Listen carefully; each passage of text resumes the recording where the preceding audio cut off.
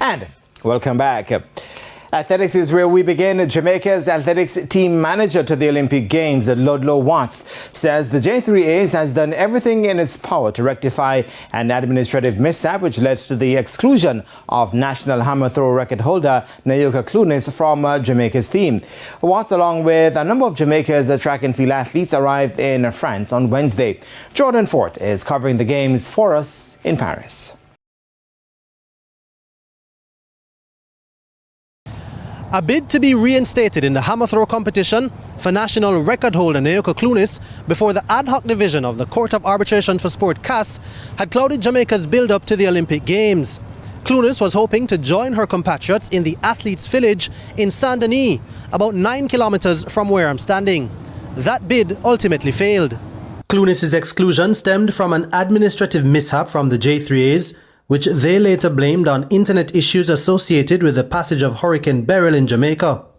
It all happened while a number of the nation's track and field athletes were engaged in a camp in Stuttgart, Germany. But athletics team manager Ludlow Watts has sought to allay any fears of discontent among athletes because of the issue.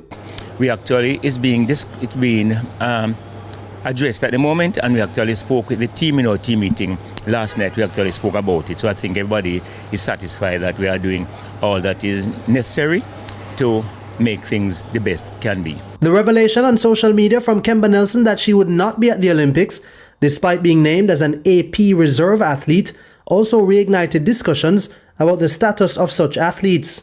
It's unclear how many of Jamaica's AP athletes will be on standby in France, but TVJ Sports did observe sprinter Jelani Walker, who is listed as an AP athlete, arrive in Paris on Wednesday. In the meantime, despite being at different stages of their careers, Natoya Gould and Rashawn Clark were upbeat on arrival in Paris from Stuttgart, Germany. Both athletes are coming off season's best performances at the London Diamond League this past weekend.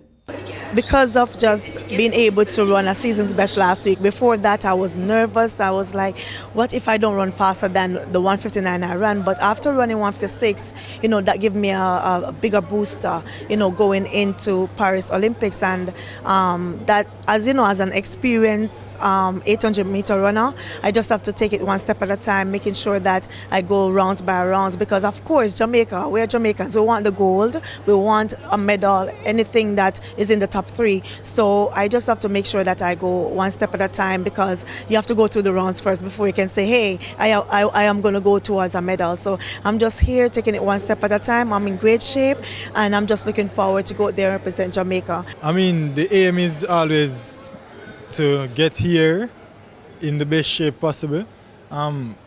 Leading up to the trials, we only worked on to get ourselves qualified, the top 3, and then we move from there and continue working. So at the London Diamond League, I run a season best. I guess it's just the perfect timing going in the Olympics.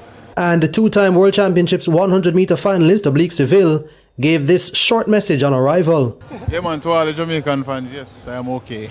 A number of athletes from the MVP Track and Field Club are expected to arrive here on Thursday. A total of 44 Jamaican athletes had arrived in the Athletes' Village up to sports time on Wednesday.